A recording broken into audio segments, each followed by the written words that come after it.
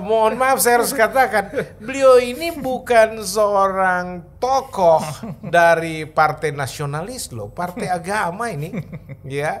P3 kita tahu adalah partai yang representasi agama. Tetapi kok nasionalis banget, Pak?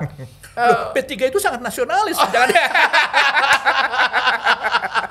Begitu ya. Iya. Tapi kan isunya P3 itu kesan saja, itu kesan tadi yang harus diksi diluruskan media, ya. Nah, seandainya Pak, masyarakat minta Bapak jadi presiden. Waduh. Loh, kita butuh Pak pribadi yang betul-betul Begini. mengayomi seluruh Begini, masyarakat. Pak Joshua. Jadi begini.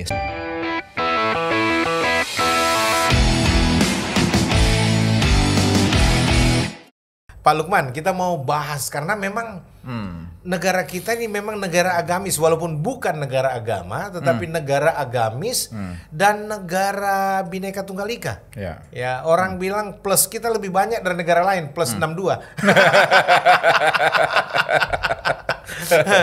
Cuma memang keragaman itu kemudian jadi tidak indah ketika intervensi politik itu bermain, apalagi menggunakan identitas agama. Makanya politisasi agama berjalan, Pak. Nggak peduli di agama Kristen, Islam, Hindu, Buddha. Kayaknya sudah nggak ada yang murni. Ini menurut perspektif saya, rata-rata sudah terintervensi dengan tokoh-tokoh tertentu, dengan kepentingan tertentu untuk membawa-bawa agama masuk dalam kancah politik. Nah, ini kan bagi saya ini mengancam ini. Mengancam semacam kemurnian agama dan keutuhan masyarakat Indonesia yang majemuk dengan latar belakang yang sangat beragam ini. Nah, dalam pandangan seorang Lukman Hakim Saifuddin, bagaimana sesungguhnya kita dan terutama para tokoh-tokoh stakeholder terutama di negeri ini menyikapi soal politisasi agama ini, isu politisasi agama, Pak? Ya, ini saya perhatikan lama-lama pertanyaannya semakin berat ini Pak Joshua. Ini seperti menghadapi ujian disertasi. Ya.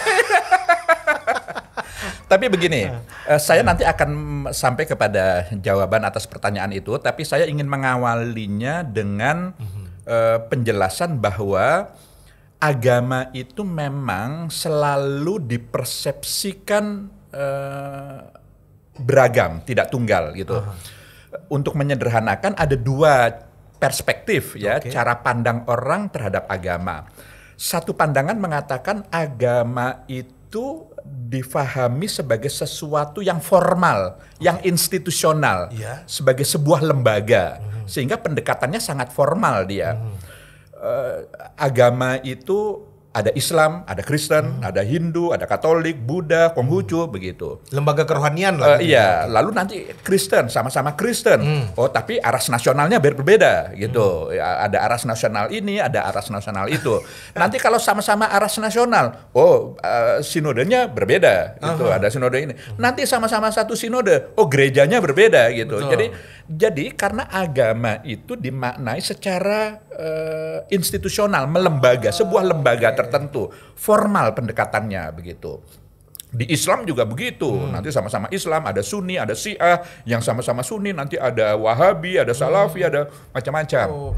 Ada NU, ada Muhammadiyah kan gitu nanti. Jadi itu kalau pendekatannya kelembagaan. Jadi pendekatan kelembagaan, perspektif formal ini pastilah cara pandangnya itu segregatif. Segregatif itu ya ini saya, itu Anda. Ini kita, itu mereka. Gitu pendekatannya segregatif. Gitu. Tapi ada cara pandang kedua, dan ini sebenarnya yang lebih substansial adalah bahwa agama itu dilihat dari kacamata atau perspektif ajarannya atau nilai-nilainya yang universal, yang esensial itu.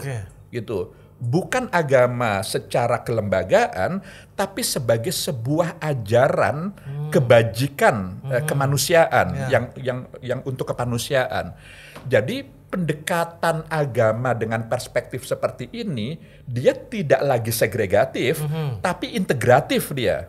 Dia tidak emosional. Kalau tadi itu lebih emosional, ini kan dia perlu simbol. Kalau yang tadi agama dimaknai secara formal, kelembagaan, dia butuh simbol-simbol itu sebagai faktor identitas. Karena cara beragamanya itu lebih emosional gitu. Tapi yang substantif tadi itu, yang lebih melihat pada sisi nilai-nilai ajaran agamanya yang substantif itu, dia lebih integratif. Meskipun dia berbeda keimanan, sekalipun selama dia memahami bahwa itu sesama manusia, buat dia itu kita sama gitu. Dia tidak melihat perbedaannya, karena sama-sama manusia yang memiliki kedudukan yang sama di mata Tuhannya, meskipun berbeda ras, etnis, berbeda apapun, bahkan berbeda keimanan sekalipun. Nah, maka kembali kepada pertanyaan, jadi ada dua cara pandang seperti itu. Mereka-mereka yang melakukan politisasi agama, jadi kita harus memaknai apa itu politisasi agama. Politisasi agama adalah menjadikan agama untuk dipolitisasi, untuk keperluan politik, untuk kepentingan-kepentingan politik. Maka biasanya cara pandang yang pertama tadi itu yang suka melakukan politisasi agama. Karena tadi itu agama diperalat atau dijadikan alat untuk direkayasa, untuk kepentingan politiknya. Jadi boleh saya katakan bahwa sebenarnya orang-orang, para politisi yang suka menggunakan agama atau mempolitisasi agama, itu cara pandang pertama itu yang distimulus ya Pak, yang disentuh. Betul. Waduh. Identitas membeda, ini kelompok kami loh, itu kelompok mereka, jangan mau terhadap mereka, itu mengancam kepentingan kami, mereka nggak boleh berkembang, yang harus berkembang kami aja. Jadi begitu. Itu politis. Nah ini banyak orang nggak tahu latar belakang berpikir seperti ini Pak. Nah mestinya sebaliknya, karena kan agama mengajarkan untuk kemanusiaan. Agama itu kan tidak hanya, agama hadir tidak hanya untuk pemeluknya saja kan, tapi untuk semua umat manusia. Karena agama untuk kemanusiaan gitu. Nah, oleh karenanya jangan politisasi agama, tapi bagaimana politik itu diagamakan. Jadi artinya apa? Dalam berpolitik itu nilai-nilai universal tadi itu yang harus senantiasa dibawa. Karena juga nggak boleh melepaskan diri dari agama, itu kan nggak mungkin. Kan kita jangankan berpolitik, yang politik itu mulia loh. Kalau ada yang katakan politik itu kotor, menurut saya politisinya mungkin yang kotor. Tapi politik itu mulia, karena politik itu adalah mengatur kepentingan banyak orang. Itu mulia gitu. Nah, maka agama tidak bisa dilepaskan dari politik, memang betul. Tapi agama yang terikat atau melekat pada politik itu adalah agama yang substantif, nilai-nilai universalnya itu. Misalnya apa? Menjunjung tinggi hak, harkat derajat martabat manusia, memenuhi hak-hak dasar manusia. Nilai-nilai universal pada umumnya agama gitu. Itu yang harus dipolitikkan gitu. Tapi ada yang bilang bukan yang pertama tadi. Ada yang bilang Pak Lukman itu bahwa justru kami sedang menerapkan atau mengaktualisasi nilai-nilai keagamaan kami, sehingga orientasinya harus membangun negara ini berdasarkan ajaran agama kami dan harus membentuk negara ini menjadi negara agama. Nah, ini penjelasannya cukup panjang nih, tapi nggak apa-apa. Oke. Jadi begini, setiap agama itu ada norma hukum yang diyakini kebenarannya oleh penganutnya tentu. Di antara ajaran agama itu ada 3 level kebenaran yang diimani, yang diyakini. Yang pertama, level pertama ini yang universal. Setiap, jangankan sesama umat beragama, bahkan oleh umat yang beragama lain, itu diyakini sebagai sebuah kebenaran. Misalnya apa? Menjunjung tinggi harkat derajat martabat kemanusiaan. Itu tidak hanya umat Kristiani yang mengimani. Semua agama. Semua umat beragama itu percaya betul bahwa itu ajaran yang harus dijunjung tinggi. Cinta kasih, menolong orang, macam-macam itu. Itu nilai-nilai universal, level pertama. Level kedua di bawahnya itu yang hanya diimani, diyakini kebenarannya hanya oleh umat beragama itu sendiri. Sementara umat agama yang lain belum tentu meyakini kebenarannya itu, begitu. Misalnya hal-hal yang kaitannya dengan peribadatan, norma-norma peribadatan, tata cara beribadah itu kan masing-masing berbeda, begitu ajarannya. Nah, yang ketiga lebih sempit lagi, spesifik, yang hanya diyakini kebenarannya hanya oleh sekelompok umat beragama tertentu saja dan belum tentu diyakini kebenarannya oleh kelompok umat beragama meskipun satu agama. Jadi sama-sama satu agama bisa jadi pandangannya berbeda terhadap itu norma. Soal akidah? Soal bisa akidah, bisa kepercayaan, kan banyak faham-faham di Kristen kan juga banyak. Aliran-aliran, mazhab, faham keagamaan itu kan banyak sekali gitu. Apalagi tata cara peribadatannya, cara kebaktiannya itu kan bisa sangat beragam gitu. Jadi jangankan umat beragama yang lain, sesama Kristen seperti juga sesama Islam, tata caranya bisa berbeda-beda gitu. Nah, maka dalam konteks Indonesia yang sangat beragam, karena Indonesia itu sangat beragam dan sangat agamis tadi itu, maka kita khususnya para politisi itu harus punya kemampuan untuk memilah mana norma-norma yang harus diperjuangkan melalui jalur politik di tengah-tengah keindonesiaan kita yang majemuk ini pada level 1, level 2 atau level 3. Kalau level 3 itu berbahaya, itu akan memecah Indonesia pasti. Karena jangankan umat beragama yang lain, sesama umat satu agama saja belum tentu meyakini perbedaan. Kita akan berantem di internal satu agama sendiri sebelum berbeda dengan yang lain. Karena level ketiga ini sangat sangat spesifik. Yang mestinya diperjuangkan adalah yang level pertama, yang semua umat beragama meyakini kebenarannya atas norma itu dan bisa merasakan manfaatnya. Dan bisa. Lalu bagaimana yang level 2? Disinilah yang kita harus hati-hati. Level kedua, misalnya peraturan larangan minuman keras misalnya. Bagi umat Islam minuman keras itu memang haram. Tapi kan agama lain belum tentu mengharamkan minuman keras itu. Kan gitu. Maka ini salah satu contoh yang level kedua tadi itu. Memasuki wilayah itu, maka dalam konteks Indonesia yang beragam, ini yang harus dimusyawarahkan. Pendekatannya jangan pendekatan agama, tapi lebih pada kepentingan umum, kemaslahatan umum. Karena minuman keras itu berpotensi memabukkan orang, membuat orang lupa diri, dan lalu kemudian melakukan tindakan-tindakan yang tidak terkontrol. Maka ancaman terhadap ketertiban umum itu yang harus lebih dikedepankan. Bukan karena faktor agama bahwa ini haram, ini perbuatan maksiat, ini itu perspektif yang belum tentu bisa nyambung dengan umat yang berbeda agama. Termasuk prostitusi, judi, macam-macam ya. Jadi memang harus ada kearifan tadi kearifan melihat itu level konteks untuk yang level 2. Tapi jangan sekali-kali masuk kepada level ketiga. Karena kalau masuk ke level ketiga pasti akan terjadi konflik. Di situ. Karena itu yang nanti akan memecah keragaman kita. Karena misalnya contohnya apa? Kalau di Islam itu atau begini, kalau di Kristen semua umat warga negara misalnya ada peraturan kalau hari Minggu harus tidak boleh ke pasar. Karena kita menghormati hari Sabat, orang ke gereja, misalnya. Jadi nggak boleh ada aktivitas apapun selain ke gereja. Nggak bisa juga. Itu kan nggak bisa begitu. Seperti kalau ada hari Jumat, semua orang harus menghentikan aktivitasnya karena memberikan kesempatan kepada orang Muslim untuk ke masjid sholat Jumat. Itu tidak bisa. Karena itu sangat kepentingan sekelompok umat beragama saja.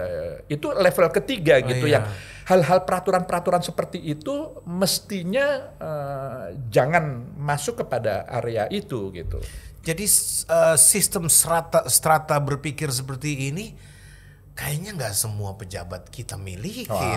Karena saya lihat Pak, kadang-kala orang justru jadikan tidak elok dilihat kalau seorang pejabat publik, apalagi dengan posisi yang seperti misalkan menteri, gubernur, tapi kemudian buat kebijakan-kebijakan yang justru didasarkan pada level 3 tadi itu. Ya. Nah ini yang sama sekali sangat tidak elok. Saya sebenarnya tidak ingin masuk mengatakan seperti itu, tapi Pak Yosua langsung mengatakan. Luar biasa. Iya, saya pikir itu betul. Memang diperlukan kearifan memang. Iya, dan banyak mestinya orang harus diedukasi dengan sistem berpikir seperti ini. Jadi tidak digeneralisasi semua aturan, termasuk ajaran yang bisa diaplikasi ke semua aspek kehidupan, apalagi aspek bernegara. Makanya memang kompleksitas menjadi pejabat negara ini baru kita sadari nih Pak, bahwa nggak gampang duduk sebagai pejabat publik yang harus mengakomodir semua kepentingan. Itu luar biasa Pak. Jadi tuntutan terhadap penyelenggara negara dengan tuntutan kepada pemuka agama misalnya atau dengan akademisi itu kan berbeda. Betul. Kalau akademisi itu kan tuntutannya adalah kepandaiannya, ilmunya, konsepsional yang dituntut kan.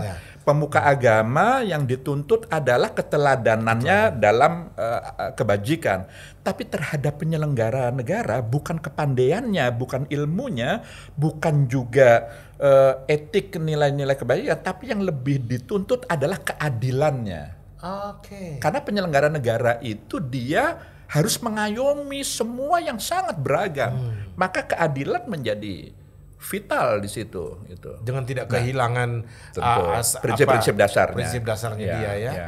Jadi kita pun sebagai rakyat juga jangan begitu gampang menyalah-nyalahkan penyelenggara negara juga, karena mereka juga dalam posisi yang tidak sederhana sebenarnya gitu. Maka yang dituntut selain penyelenggara negara itu harus memiliki kasih sayang cinta kepada rakyatnya, masyarakatnya, masyarakat itu juga harus punya rasa cinta kepada pemimpinnya gitu. Jangan bisanya kritik, maki-maki apa segala macam, karena mereka juga dalam posisi yang tidak sederhana. Luar biasa. Ini pemirsa mesti dengerin, mesti tahu ini. Nah, kalau kita dengar seperti ini kan kita sekarang sudah mulai ada rasa hormat bahwa itu nggak gampang loh menjadi penyelenggara negara, apalagi dalam top level sebagai presiden yang harus mengakomodir semua kepentingan dan harus juga bisa memberikan semacam arahan kepada menteri-menterinya. Wow, jadi menterinya aja luar biasa. Ini apa-apa. Tapi kira-kira menurut Bapak ini apa yang terjadi sih dengan bangsa ini kok begitu mudahnya menghujat-hujat pemimpin negara? Jadi mungkin karena dua hal menurut saya. Pertama, hidup ini kan semakin kompetitif gitu kan. Jadi persaingan hidup ini kan semakin keras, semakin tajam, semakin besar. Karena kita sekarang sudah mengglobal. Kalau dulu orang-orang tua kita, kakek nenek kita, persaingan itu hanya antar kampung saja, antar desa kan bersaingnya. Sekarang ini sudah mengglobal. Kita bersaing dengan seluruh bangsa di dunia karena globalisasi. Jadi rivalitas semakin tinggi dalam semua aspek kehidupan. Betul. Yang kedua, dengan adanya sosial media. Dengan teknologi informasi komunikasi yang sekarang luar biasa, kemampuan orang mengekspresikan apa yang dia rasakan ini jauh lebih terbuka dan memiliki begitu banyak medium. Betul. Orang sekarang bisa melakukan apa saja yang dia rasakan, yang dia pikirkan melalui sosial media. Betul, Pak. Gitu. Jadi kalau saya mau marah-marah, saya bisa langsung marah-marah di sini nih. Jadi ini yang menyebabkan lalu kemudian memang kenyataannya orang sekarang lebih emosional, lebih ekspresif, lebih temperamental, lebih mudah meluapkan emosinya, meledak-ledak dan seterusnya, karena dua tadi itu hidupnya semakin berada dalam tekanan yang jadi stresor, faktor yang membuat dia stres itu sekarang lebih banyak, dan lalu kemudian cara dia mengungkapkannya itu meletupkan atau melampiaskan itu juga lebih mudah. Jadi Dan ini tidak hanya 1-2 orang, ini banyak orang yang melakukan itu. Jadi isi sosial media itu kita seperti itu. Tapi mari kita jangan terlalu pesimistik dengan hal ini. Kita harus terus membangun optimisme bahwa yang begitu itu tidak semua kok. Itu kelihatannya saja banyak karena digaungkan oleh sosial media. Tapi kan nggak semua rakyat Indonesia pakai sosial media. Saya yakin betul masih jauh lebih banyak yang masih mampu mengendalikan dirinya. Mampu menggunakan akal sehatnya, mampu menggunakan nuraninya, mampu menjalani ajaran-ajaran agamanya, hanya dia tidak terekspos saja. Karena hukum besinya itu dalam media itu kan, kalau ada anjing menggigit orang, itu biasa saja, bukan berita. Tapi kalau ada orang menggigit anjing, itu menjadi berita, kan begitu. Jadi kalau ada orang berbuat kebajikan, orang berbuat kebaikan, itu nggak diekspos, nggak ada di sosial media. Maka isi sosial media itu sebagian besar adalah hal-hal yang sensasional, dan sensasional itu kecenderungannya negatif gitu. Jadi ini mohon juga kita harus bijak juga. Tidak semuanya kok bangsa Indonesia yang seperti itu. Saya percaya betul gitu. Hanya karena tidak diekspos saja kebajikan-kebajikan. Pemirsa, ini luar biasa loh. Mohon maaf saya harus katakan, beliau ini bukan seorang tokoh dari partai nasionalis loh, partai agama ini, ya. P3 kita tahu adalah partai yang representasi agama. Tetapi kok nasionalis banget, Pak? P3 itu sangat nasionalis. Jangan. Begitu ya. Tapi kan isunya P3 itu kesan saja, kesan yang harus diluruskan ya. Pak, kalau saya ini sebagai masyarakat yang memang merasakan langsung pelayanan Bapak di masyarakat, dan beberapa kali bertemu, dan saya beberapa kali menikmati ceramah Bapak, dan melihat bagaimana Bapak punya kiprah di negeri kita tercinta ini. Ya, kita butuh figur seperti Bapak sebenarnya. Nah, seandainya Pak, masyarakat minta Bapak jadi presiden, waduh. Loh, kita butuh Pak pribadi yang betul-betul mengayomi seluruh masyarakat. Pak Joshua. Jadi begini, saya ini sekarang sudah amat sangat bersyukur setelah tidak lagi menjabat jabatan di pemerintahan. Karena begini, jabatan itu kan kepercayaan, Pak, amanah. Kepercayaan itu kan harus diemban dengan sebaik-baiknya. Saya memaknai jabatan itu ujian loh. Itu ketika kita sedang menjabat, apapun jabatan, sebenarnya kita sedang diuji. Jadi ya saya amat sangat bersyukur saya bisa mengakhiri amanah ini setidak-tidaknya dengan akhiran yang tidak buruk, katakanlah. Walaupun belum tentu baik, karena baik buruknya kan orang lain. Tapi menurut saya ya tidak buruk lah saya mengakhirinya. Jadi saya sudah amat sangat bersyukur. Saya menganggap saya itu sudah selesai menjalani ujian. Jadi mohon jangan ditambah dengan ujian yang lain. Masih banyak yang lebih pantas, lebih patut, lebih baik lagi. Ya oke lah kalau mungkin tidak mau jadi presiden misalkan, tetapi presiden kita Pak, siapapun dia, dia butuh penasihat. Penasihat-penasihat yang punya wawasan yang sangat mumpuni, yang sangat luas. Seperti misalkan Pak Lukman Hakim. Saya juga banyak mengamati, melihat Pak. Tetapi amat sangat sedikit orang-orang yang punya wawasan yang sangat-sangat bisa mengakomodir semua kepentingan. Nah, saya berharap sih kalau negara memanggil untuk ya Bapak tetap berkiprah. Ya. Kalau boleh memilih, saya memilih jadi rakyat saja karena nikmat betul jadi. Luar biasa. Jadi rakyat itu paling nikmat. Luar biasa. Oke Pak. Baik. Ada hal sebenarnya juga yang harus dimintakan pendapat seorang cendekiawan dan seorang tokoh seperti Pak soal radikalisme yang belakangan ini juga mewarnai perjalanan hidup bangsa kita. Tapi nanti setelah yang satu ini Pak. Baik.